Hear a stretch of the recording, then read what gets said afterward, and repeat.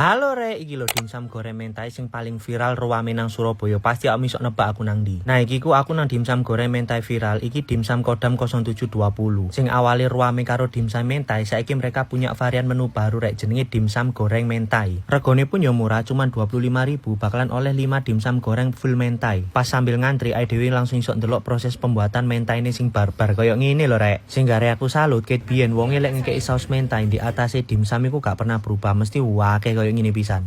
Mas, yang bikin enak dan ruame dari dimsum goreng mentai sampean ini apa? Ini mas, kita mentainya ini creamy, beda dari yang lain. Ini sehari bisa laku sampai berapa ini mas?